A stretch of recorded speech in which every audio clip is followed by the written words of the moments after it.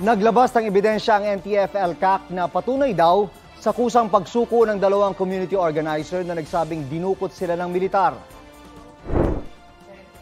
Talagang may plan na kayo talaga na mag-surrender.